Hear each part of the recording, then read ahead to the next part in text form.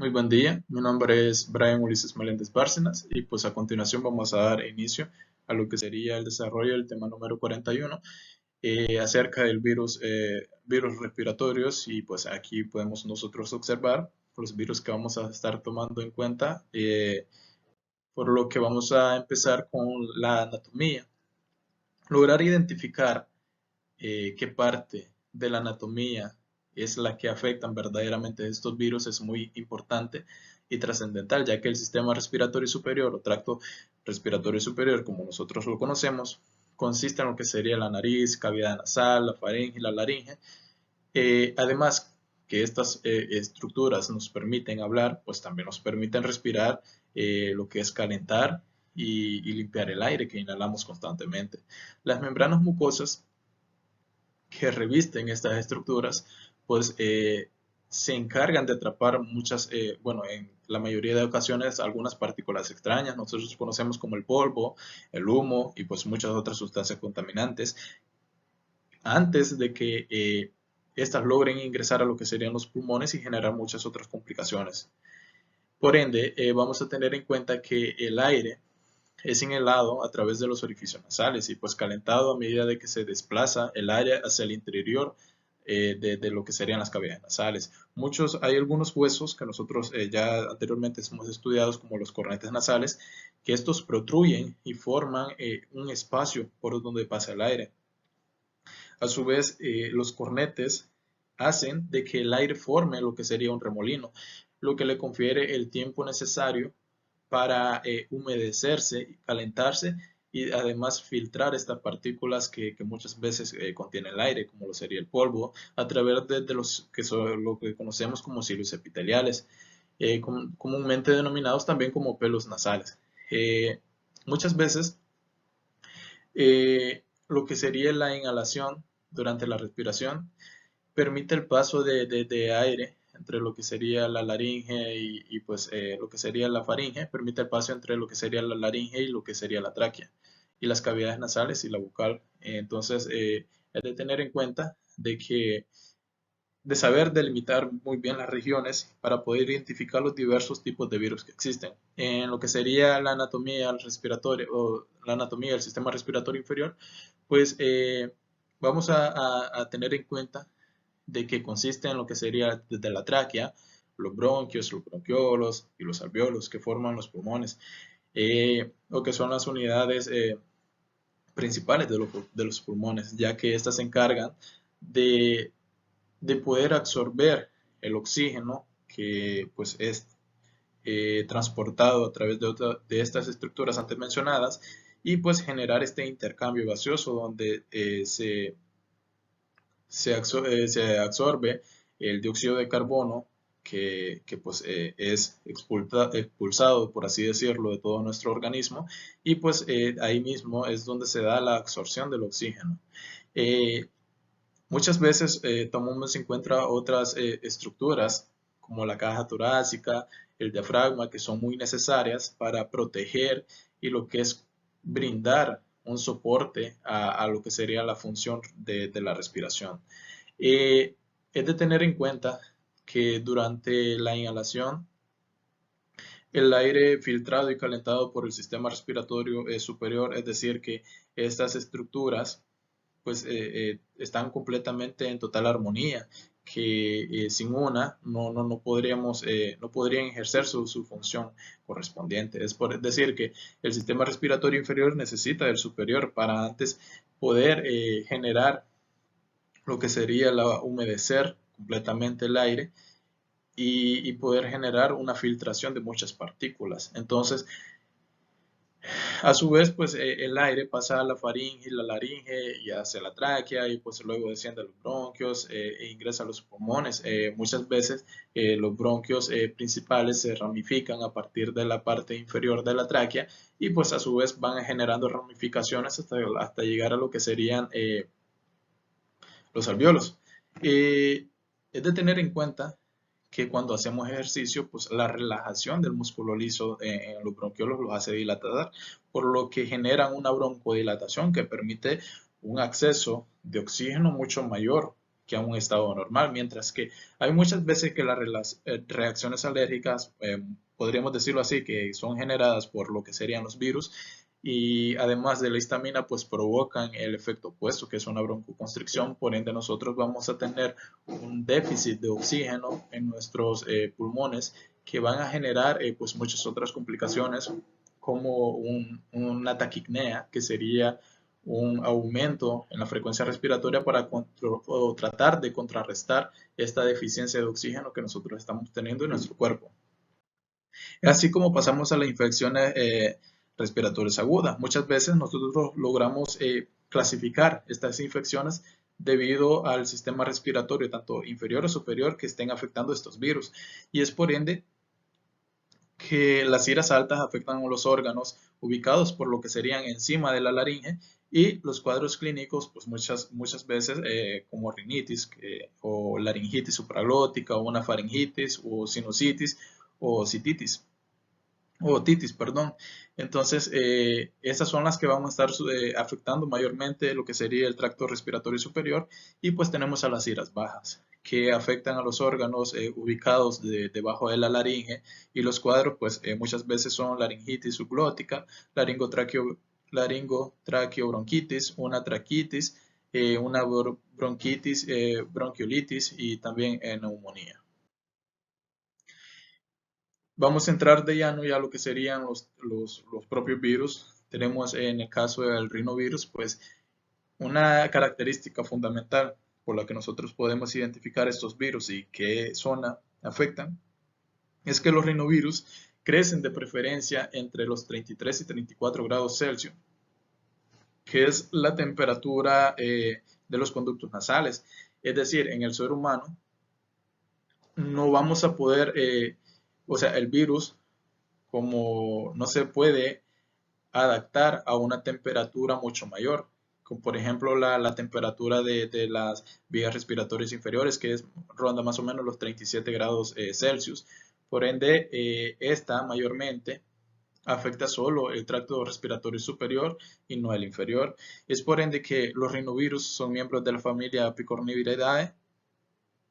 Son virus pequeños de unos 15 a 30 nanómetros, y además los rinovirus, aparte de la temperatura que anteriormente habíamos mencionado, que ellos pueden solo subsistir en temperaturas preferentemente de 33 a 34 grados Celsius, son bastante lábiles, es decir, que son bastante susceptibles a los ácidos, es decir, estos se van a inactivar casi por completo a un pH que sea menor o igual a 3. Entre las descripciones pues, de la enfermedad, han sido detectados incluso en 50% de las enfermedades parecidas a este síndrome. Es decir, que entre muchas otras enfermedades que se producen, pues es de tener en cuenta que el rinovirus es bastante común. Entonces, es de tener o saber tener las medidas preventivas para pues, no caer en una infección generada por lo que sería el rinovirus. De ahí pasamos a lo que sería la epidemiología y la distribución. Entre esto podemos mencionar que el rinovirus es tanto mundial como en forma endémica como epidémica, pues se genera en las zonas templadas o con alta incidencia, aumenta en el otoño, en lo que sería el invierno, y en la primavera, pues en las zonas tropicales la incidencia llega a su máximo esplendor en la temporada de lluvias, debido a que en esta temporada somos bastante susceptibles a adquirir muchas infecciones. Los reservorios, pues el reservorio de los seres humanos, y el modo de transmisión pues es debido al contacto directo o por inhalación de gotitas llevadas por el aire.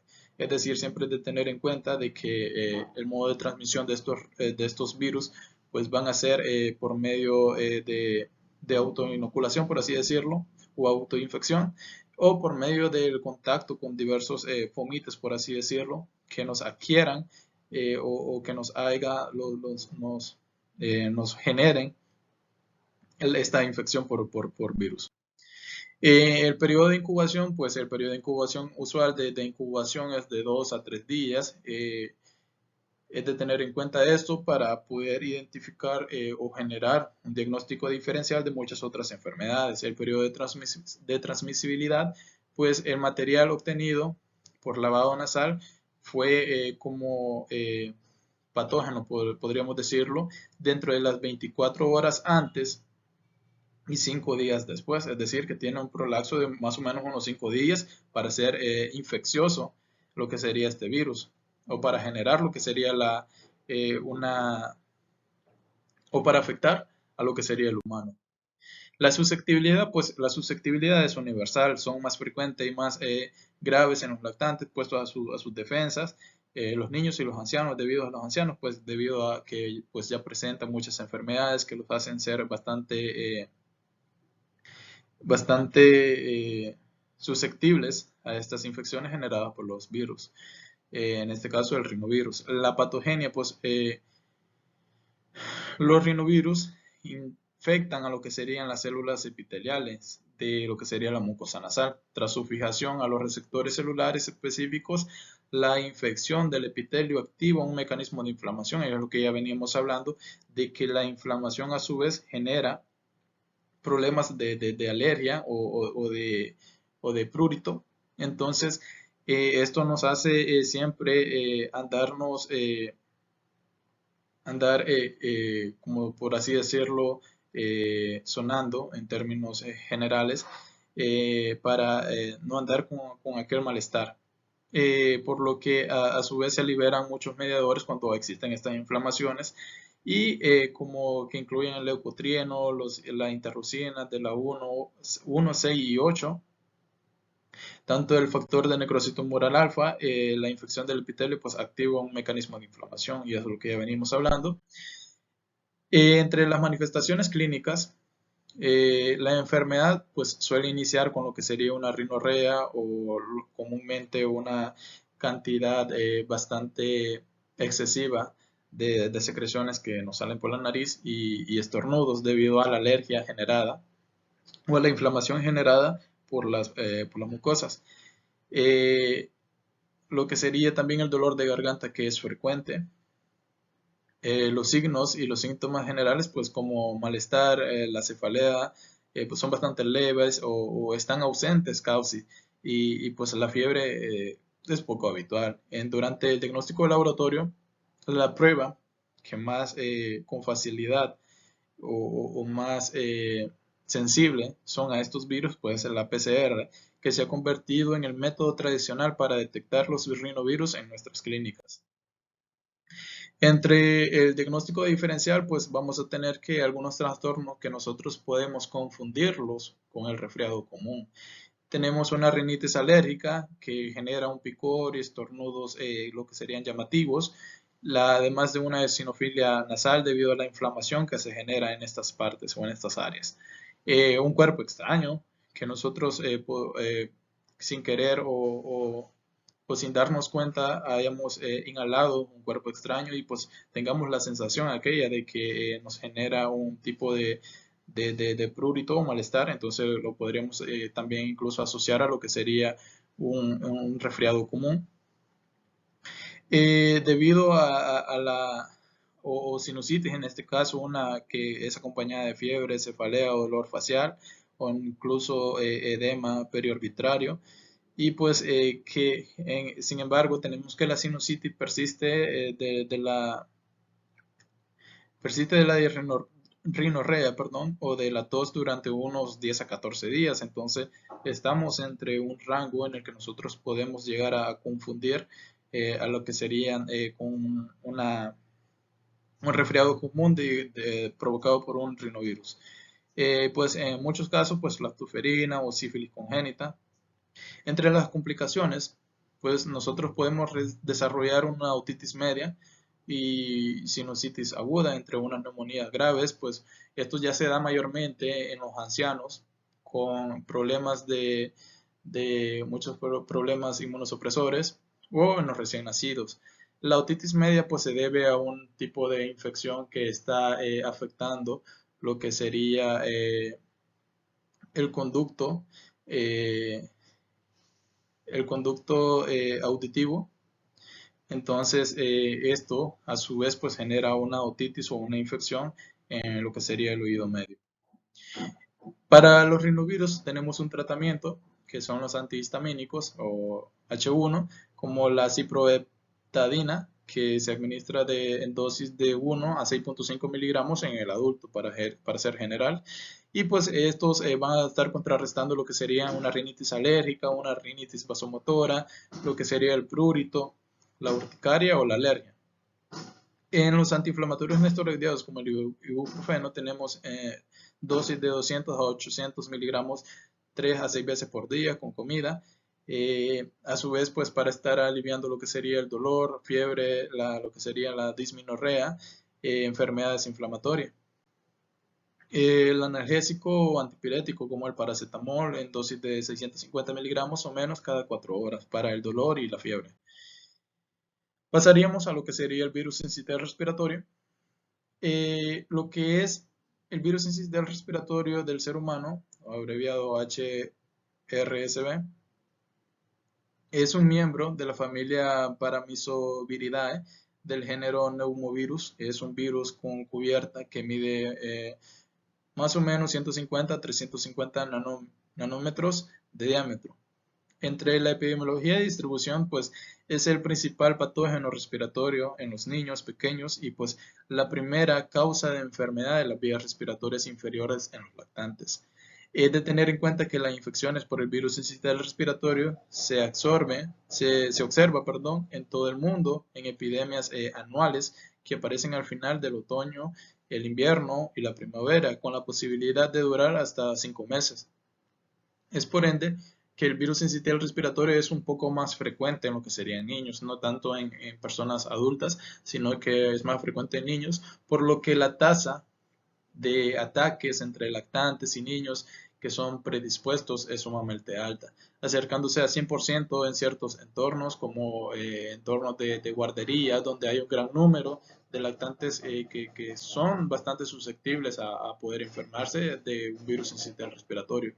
En los adultos, pues la enfermedad relacionada con mayor frecuencia con la infección por lo que sería el virus sincitial respiratorio es un síndrome similar a lo que sería el resfriado común, lo que anteriormente ya estábamos viendo, que es el provocado por el rinovirus, pero pues en personas de lo que sería una edad un poco más avanzada, que a menudo pues ingresado en establecimientos de atención a la salud o en los pacientes con trastorno o con tratamientos de inmunosupresores, pues incluido como lo que serían los receptores de trasplante de médula ósea o de órganos sólidos, pues pueden aparecer infecciones graves en las vías respiratorias inferiores como una neumonitis. Es por ende de tener en cuenta muchas veces de que los abuelitos pueden ser bastante susceptibles a lo que sería el virus sincitial respiratorio y pues como también lo que serían los niños o los lactantes. Pues en el reservorio es común, es el ser humano, y el modo de transmisión, pues este prácticamente se transmite por contactos íntimos con lo que serían dedos o vectores pasivos, lo que serían conocidos como fomites, que son contaminados o por autoinoculación de las conjuntivas o las ventanas nasales. Es decir, muchas veces nosotros tenemos la costumbre de, cuando tenemos una constantes fluidos, constante excreta, digamos, de fluidos nasales, de solo limpiarnos con las manos, entonces luego vemos a una persona, la saludamos y pues esto confiere un modo de transmisión que muchas veces pues si esta persona tiene contacto con su zona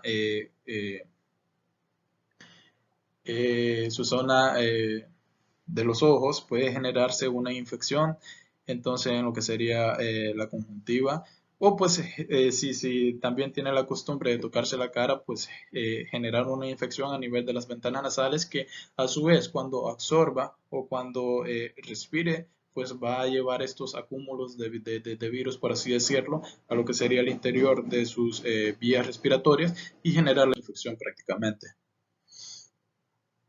El periodo de incubación es de más o menos 4 a 6 días y pues la eliminación del virus puede durar 2 semanas o más en los niños y pues menos tiempo en los adultos. Es decir que como adultos somos un poco más menos susceptibles a lo que sería el virus sincitial respiratorio. Pero pues si ya tenemos una enfermedad que nos genera una inmunosupresión, pues podemos ser bastante susceptibles.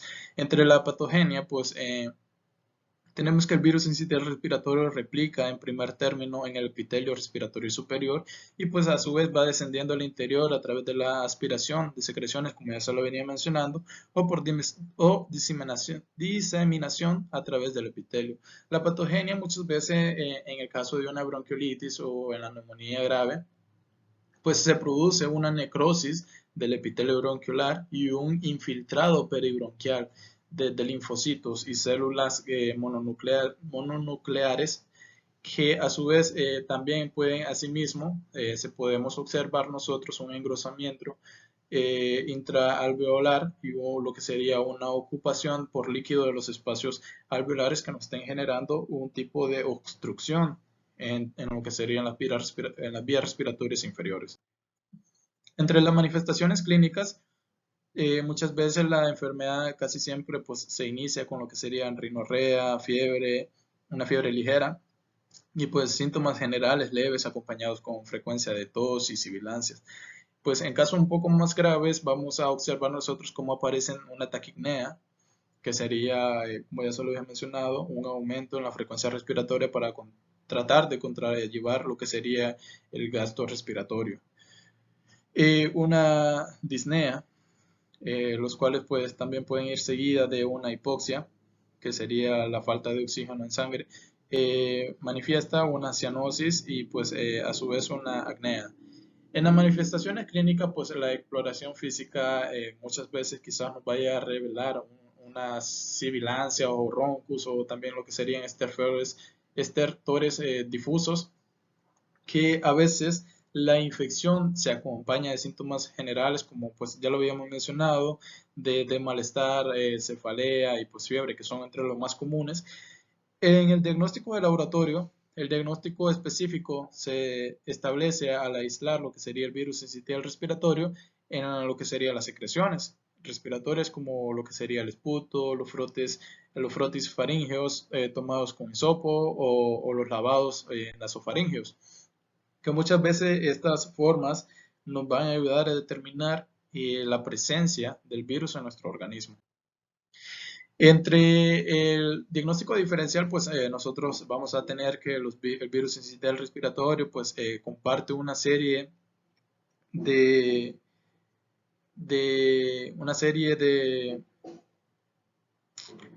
muchas características con otros virus, como lo es el virus de parainfluenza, el metapneumovirus, en el que la enfermedad pues, puede llegar a tener un periodo de incubación algo similar. Pues en las tres vamos a observar cómo se produce la tos, fiebre, lo que sería la nariz que moquea, en este caso es el virus de parainfluenza o la rinorrea. Y pues en el caso del virus sincitial respiratorio, algo que nos ayuda a determinar un poco más sobre lo que sería este virus es el dolor de garganta que se genera y pues muchas veces el dolor de cabeza leve.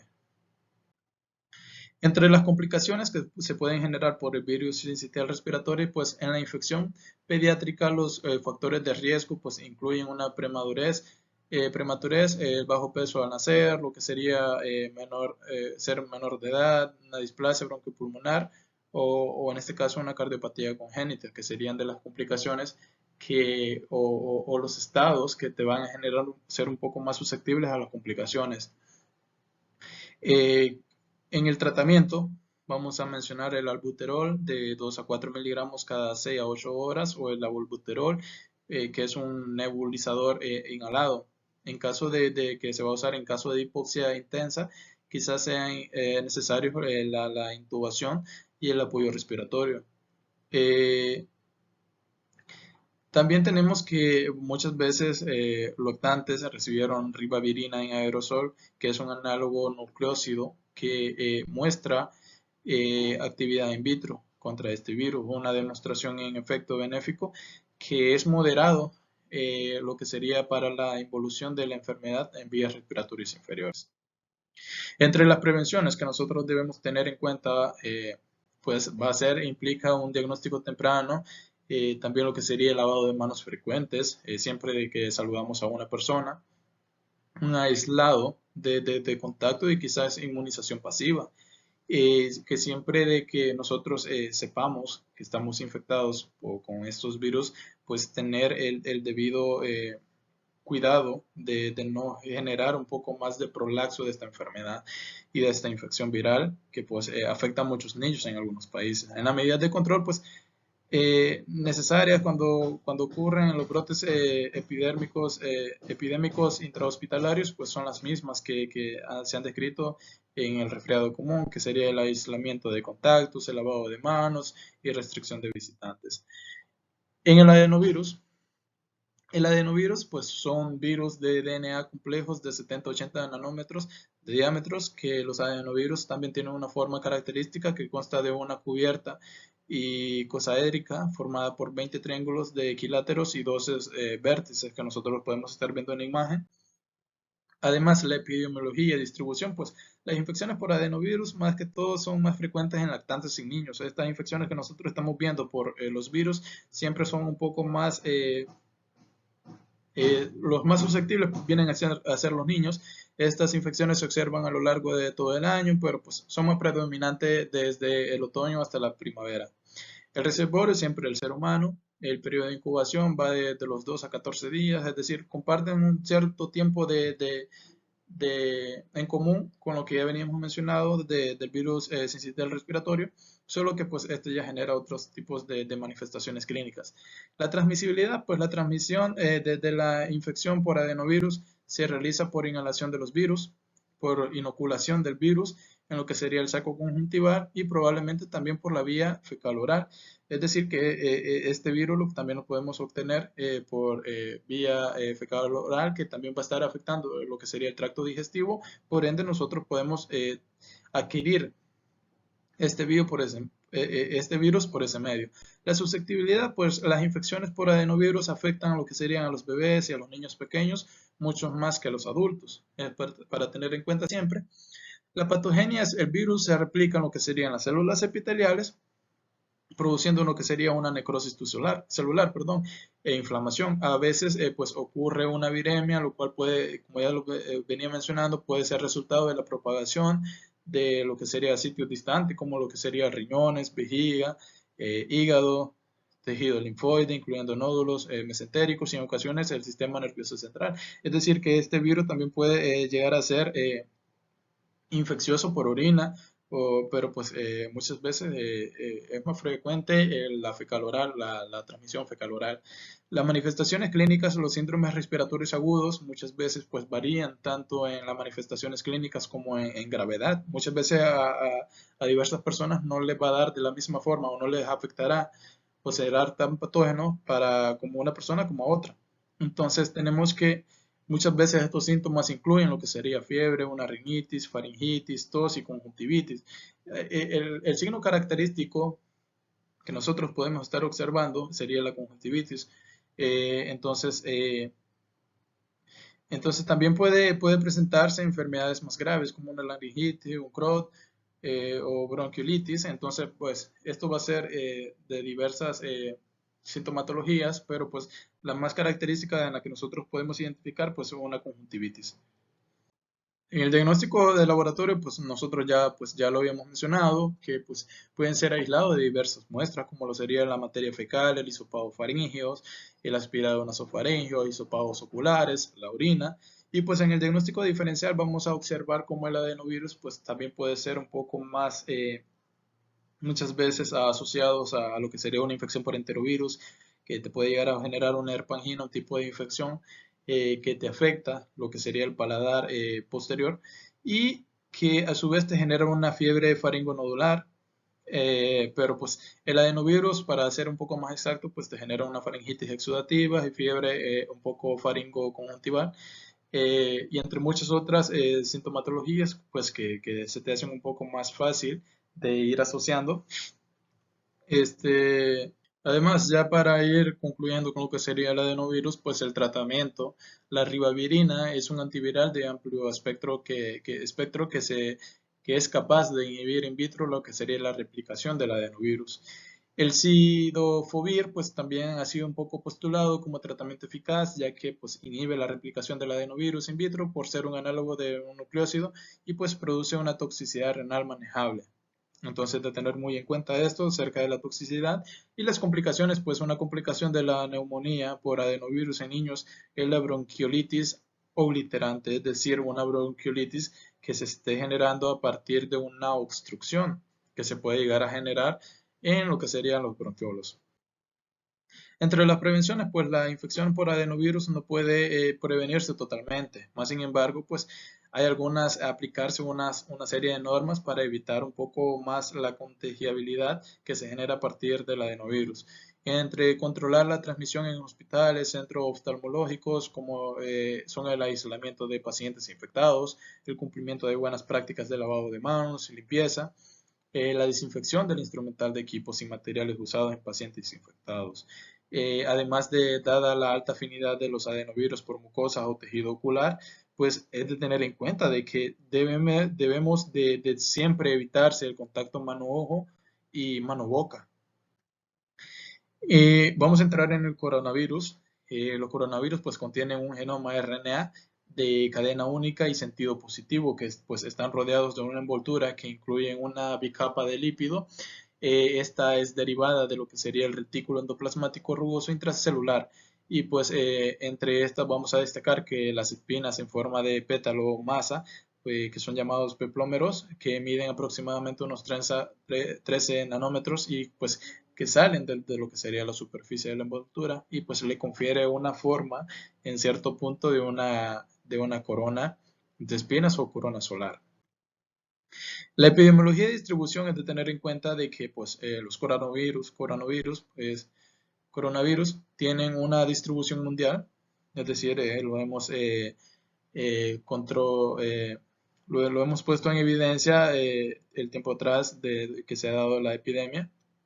El reservorio, pues, según los libros, los murciélagos de herradura chinos, pues son los reservorios naturales del coronavirus similares al del SARS.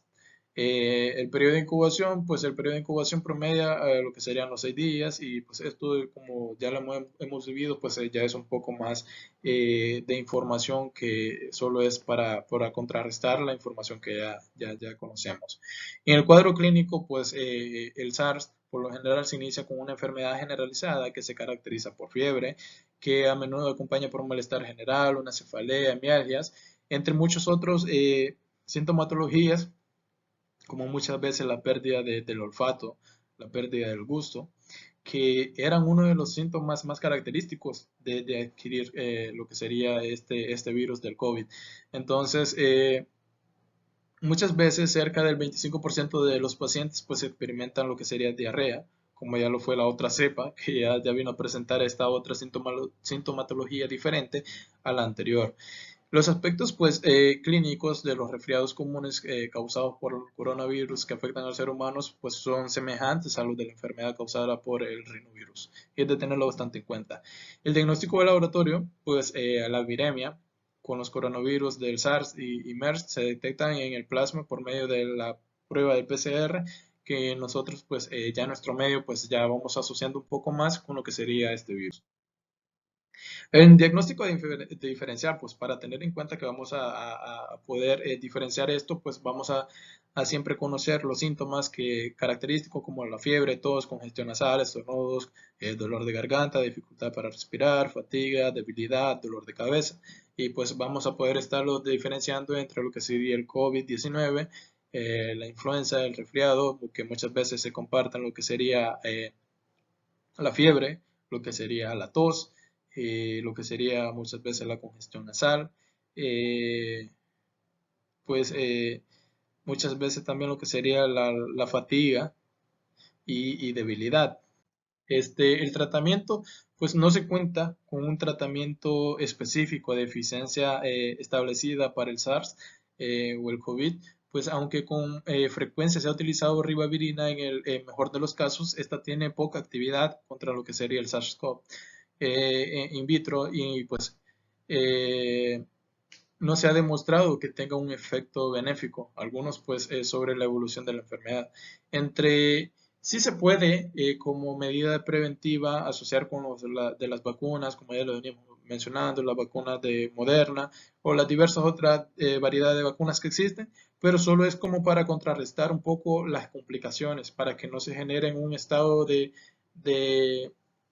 como lo que ya vamos a mencionar, que las complicaciones, pues en algunos casos evolucionan con rapidez a la insuficiencia respiratoria aguda, que requiere un apoyo de ventilación mecánica. Y pues las vacunas en sí, que, que pues muchas veces nos pusimos, digamos, la primera, segunda dosis, pues estas solo vienen a contrarrestar que no se genere una complicación mayor a la que se podría generar si no tuviéramos esta vacuna. Bien, mi nombre es Brian Federico Mejía Pérez y dentro de el tema 41 virus respiratorios me corresponde hablar acerca del apartado de reovirus.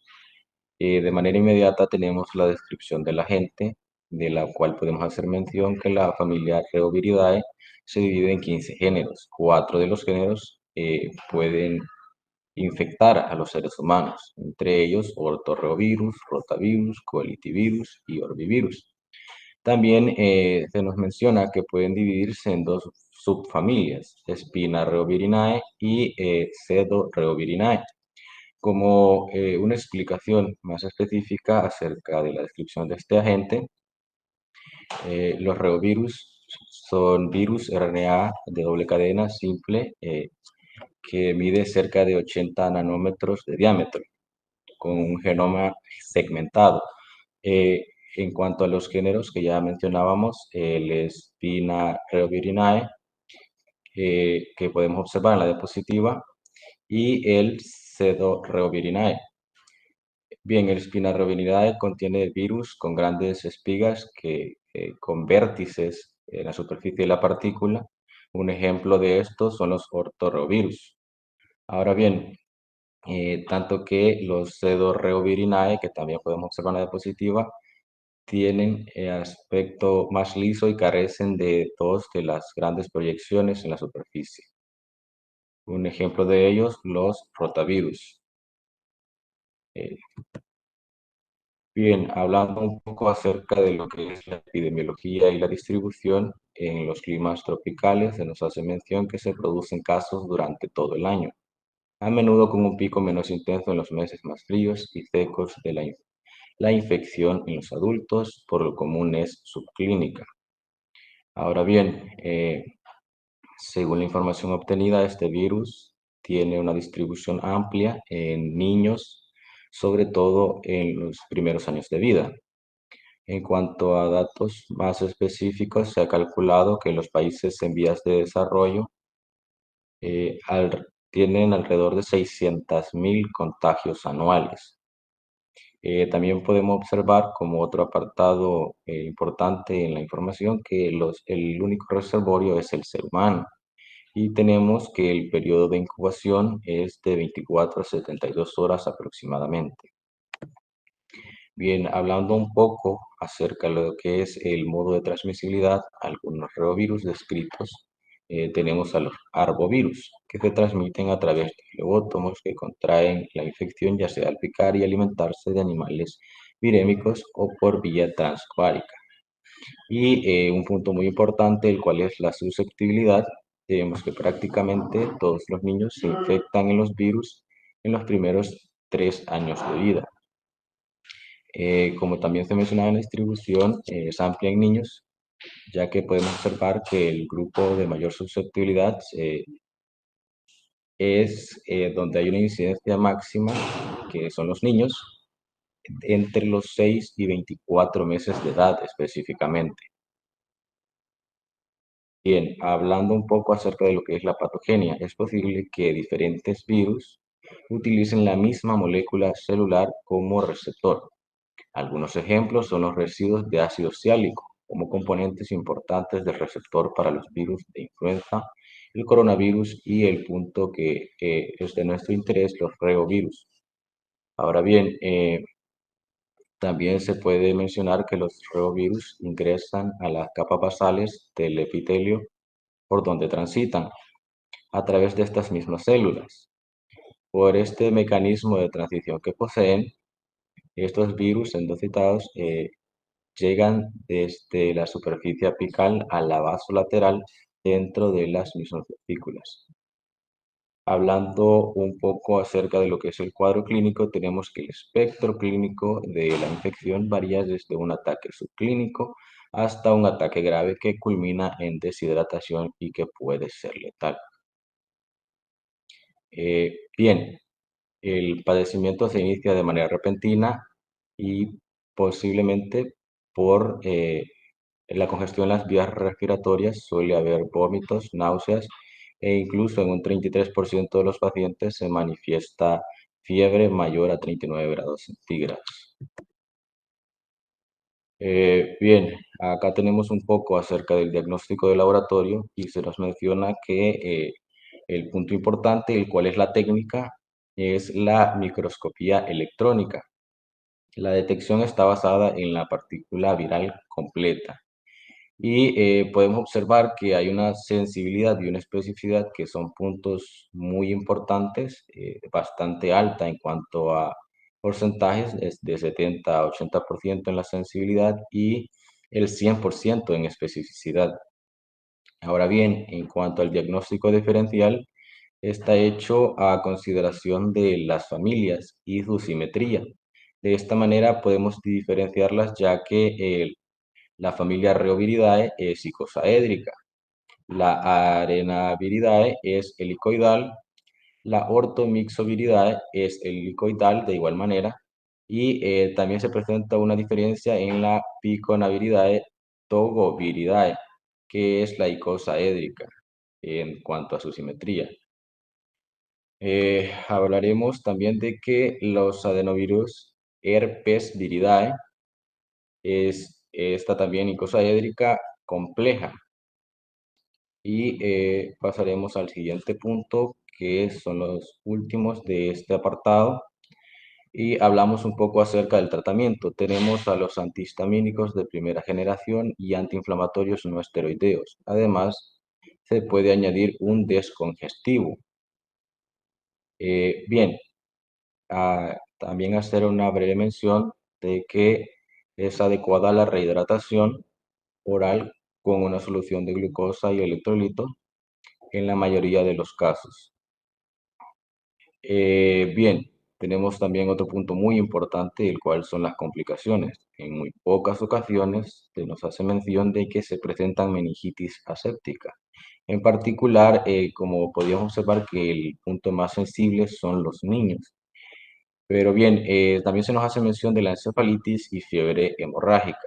El malestar general se prolonga durante semanas y como podemos observar, es en muy pocas ocasiones este tipo de complicaciones, es decir, de una manera esporádica, como también otra complicación, meningitis, encefalomielitis, en el caso de los reovirus 1 y 2 de las subfamilias que mencionábamos en el inicio.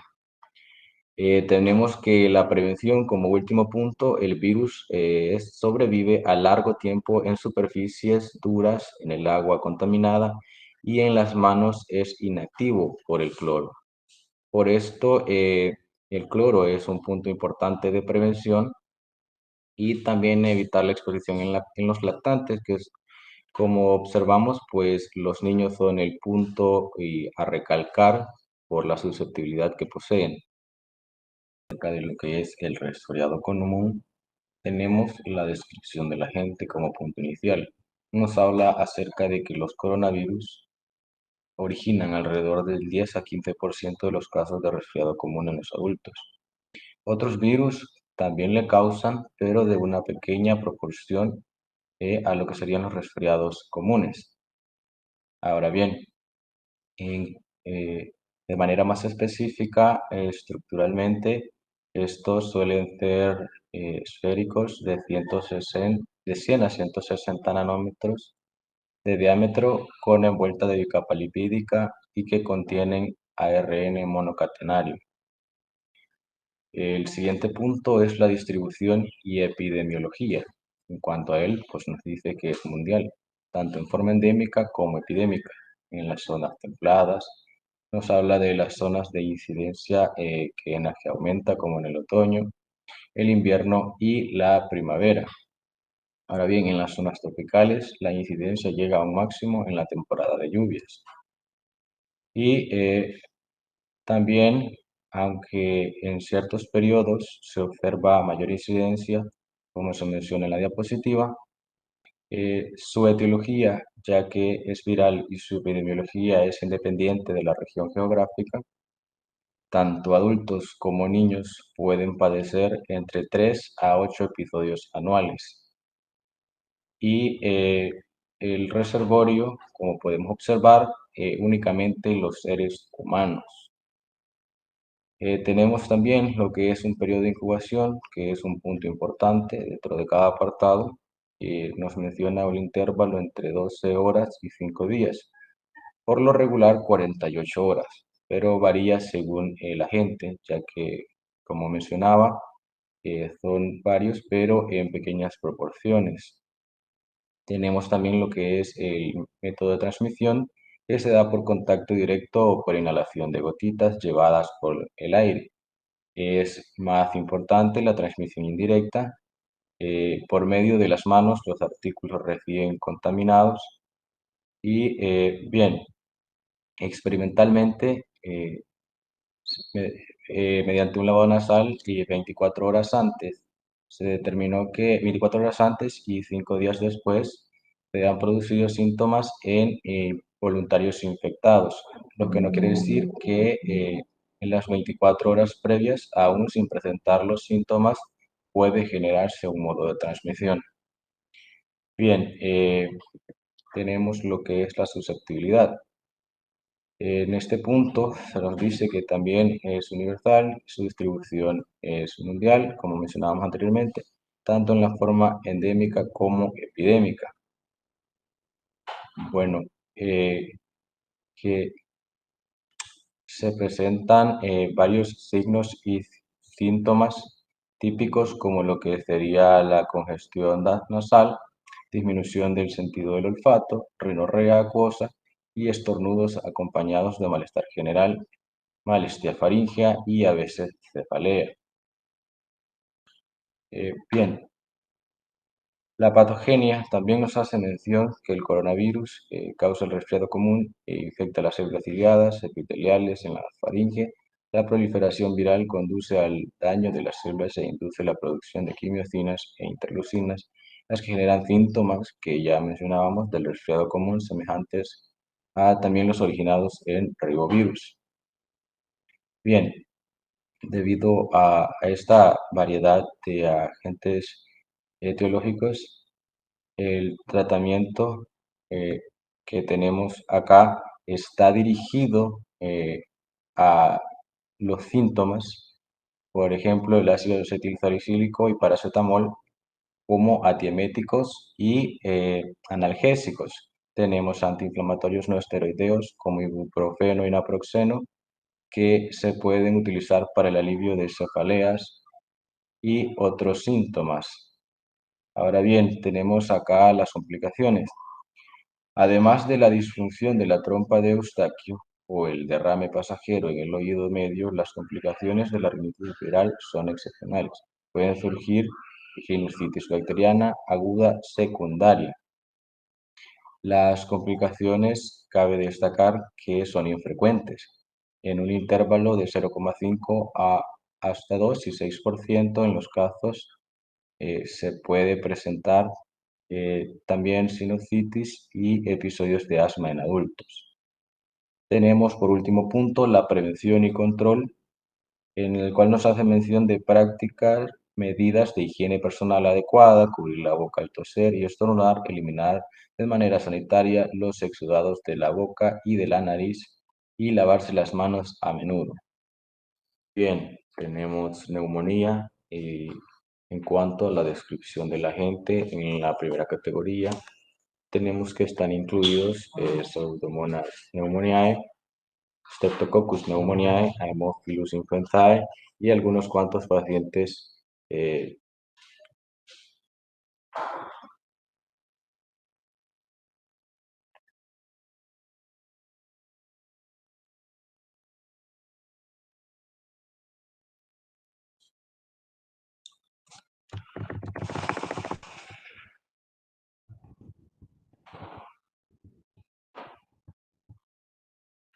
Bien, en cuanto a neumonía, tenemos la descripción del agente.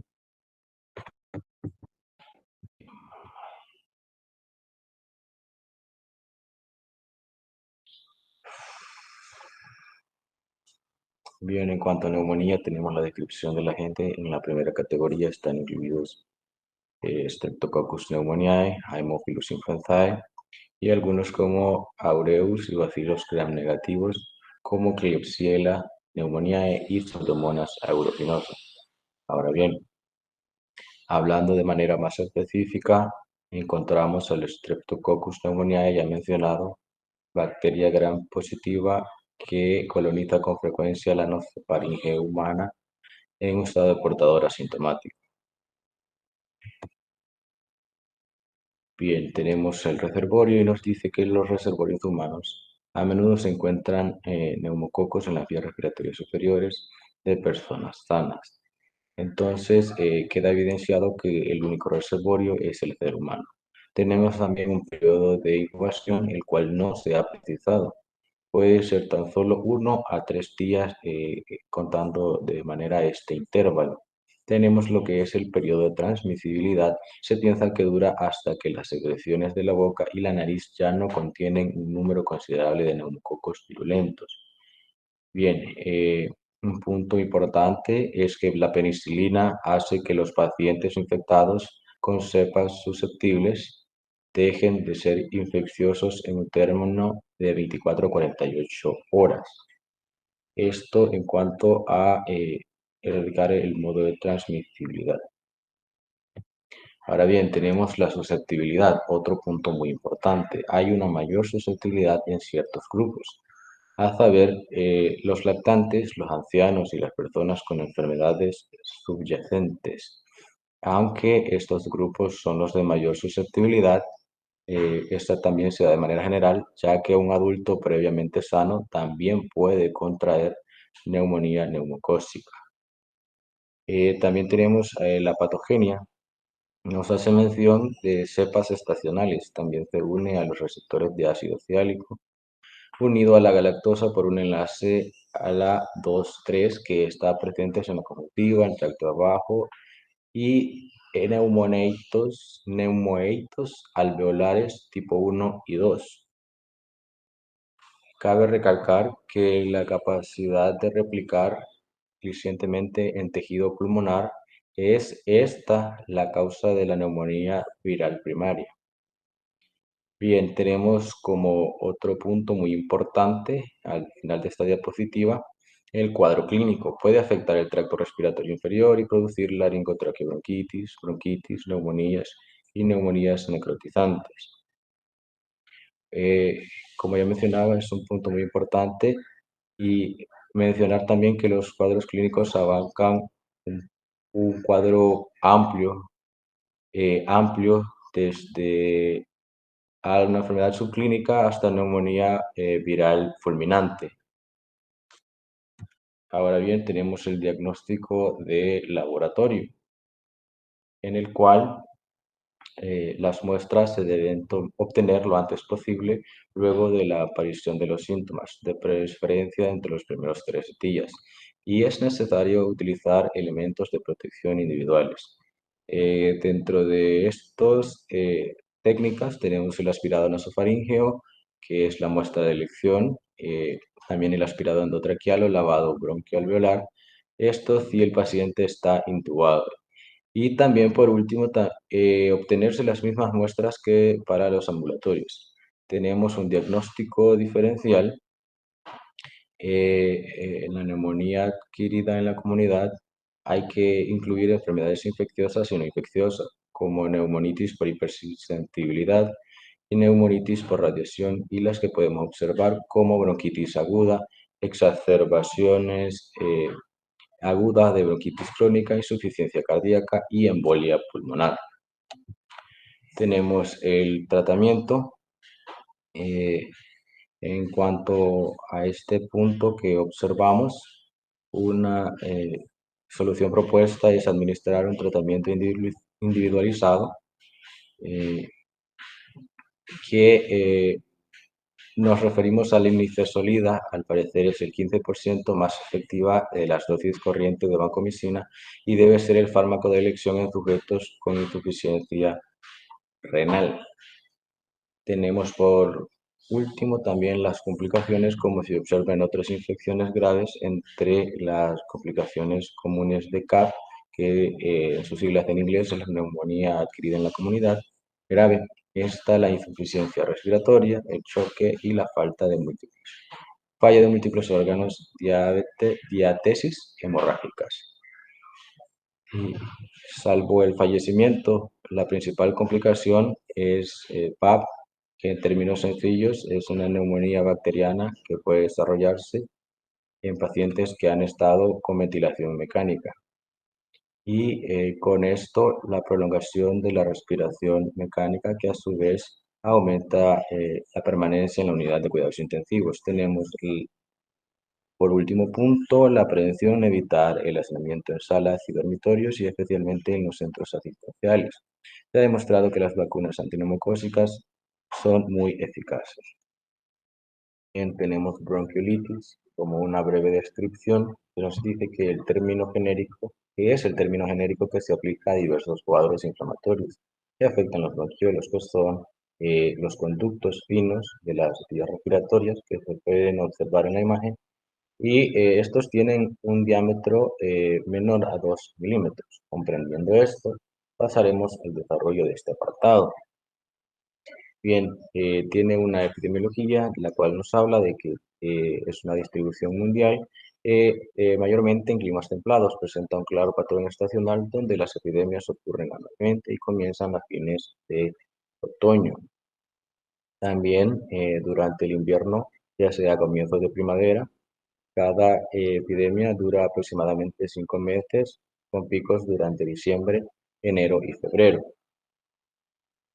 También podemos observar que el reservorio es únicamente el hombre y en el modo de transmisión también nos hace referencia a que se da durante comienzos de primavera y es la principal causa de hospitalización.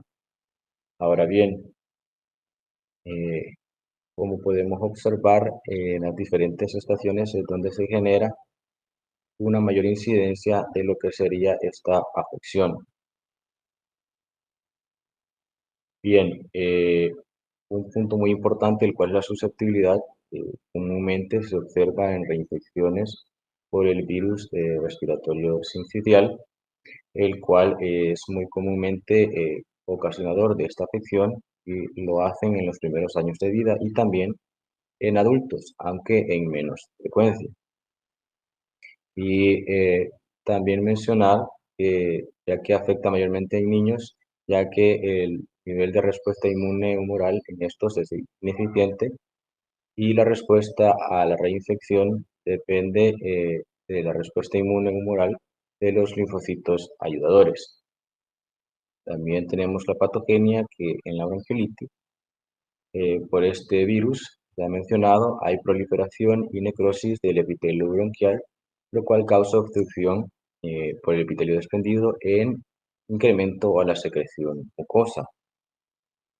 Bien, en cuanto a dicha patogenia, hay que mencionar que la puerta de entrada es la vía respiratoria alta, donde el virus se replica en las células epiteliales y se difunde por vecindad al árbol respiratorio. Pasaremos al siguiente punto, lo cual es el cuadro clínico. Bien, eh, estos eventos, eh, mencionar que la enfermedad comienza con afecciones como rinitis y faringitis, pero eh, mencionar también que cuando se ocasiona esta enfermedad, aproximadamente la mitad de los lactantes no queda localizado solamente en el tracto respiratorio alto, sino que puede diseminarse entre 3 a 4 días en el tracto respiratorio bajo, produciendo bronquitis, bronquiolitis, infección de bruxiolos terminales y también neumonía. Ahora bien, eh, También la bronquiolitis folicular, la bronquiolitis respiratoria y panbronquiolitis difusa están dentro de lo que es este cuadro. Por último, el tratamiento se inicia con prednisona oral de 1 miligramo por kilo peso al día por 1 a 3 meses. Por último punto, tenemos que la prevención y control en los hospitales implica diagnósticos inmediatos, lavado de manos, aislamiento de contacto y quizás inmunización pasiva.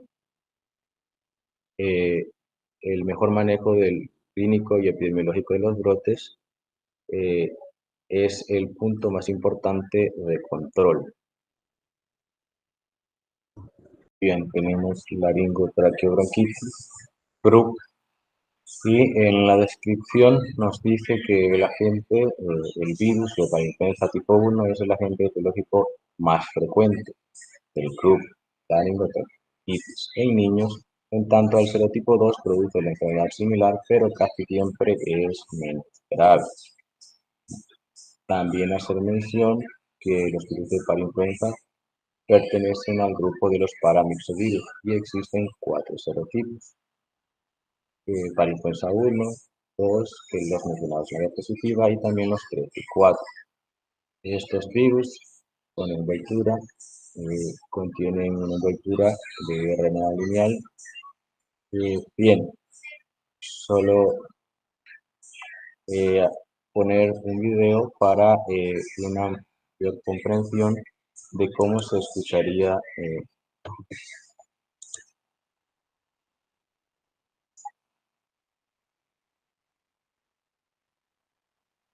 Listo.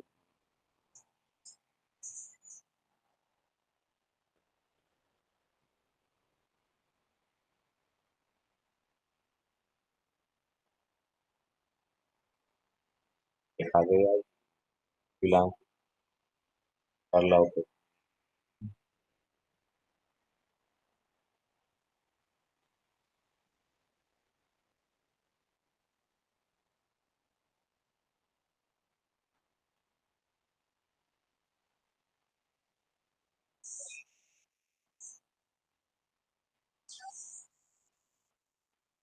Podemos observar que la manera de respirar varía un poco. Ahora bien, en la descripción de la enfermedad, tenemos que la infección suele alcanzar su máximo durante los meses de lluvias y áreas con precipitación anual grande. Y en la epidemiología y distribución, los para influenza tipo 1 y 2 tienden a predominar desde el otoño tardío hasta la primavera y se asocian comúnmente a compromiso laríngeo en niños. Solo mencionar que aunque predominan desde el otoño tardío, pueden detectarse durante todo el año y en todo el mundo. Bien, el reservorio, como podemos observar, es el ser humano. Tenemos un periodo de incubación, que es otro punto muy importante, que varía de 3 y 6 días en las mismas condiciones tales. Ahora bien, tenemos la susceptibilidad. También puede causar enfermedad grave en los ancianos, pacientes inmunodeprimidos y en aquellos con enfermedades crónicas. La abreviación nos va a significar el virus de parainfluenza. Y los virus de parainfluenza humano se encuentran a menudo en niños y son la causa más frecuente de laringotraqueobronquitis. Esto en cuanto a la patogenia. Y en general se piensa que este grupo es responsable de 15 a 20% de todas las enfermedades respiratorias no bacterianas que requieren hospitalización en la lactancia e infancia temprana. Y destacar que la inmunidad a la reinfección es transitoria. Bien, tenemos lo que es el cuadro clínico, que nos dice que incluye desde infecciones de vías respiratorias altas leves hasta infecciones de vías respiratorias bajas graves, como lo serían bronquiolitis y laringotraqueobronquitis, que es el punto de importancia. Ahora bien, el inicio de la enfermedad por el virus de parainfluenza puede ser abrupto como el grupo espasmódico, pero generalmente comienza como una leve infección de vías respiratorias con progreso variable.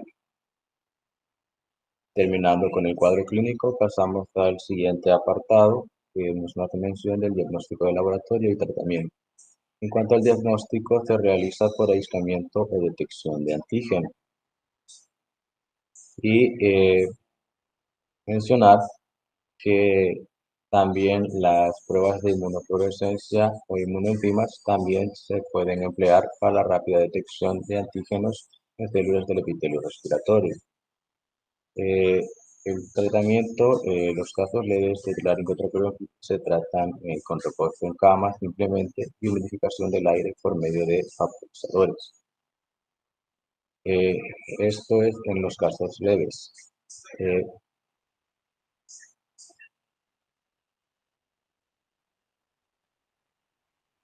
Pasamos a las complicaciones que nos mencionan a la perinfluencia. Son agentes causales más conocidos en la laringotraqueomitis y causan bronquitis, neumonía, bronquitis y enfermedad febril de las vías respiratorias superiores en niños. La prevención y control como último punto de el desarrollo de este tema. Tenemos las vacunas contra los virus de perinfluencia se encuentran en fase de investigación aún y el tratamiento para la infección por los virus eh, consiste en medidas de apoyo que incluyen en hidratación, presión del aire inspirado, como ya mencionamos anteriormente, y apoyo ventilatorio según sea necesario. También lo que sería el control está bien relacionada una medida excepcional que es la intubación, la traqueostomía y lo que sería intubación laringotraqueobronquial. Muchas gracias.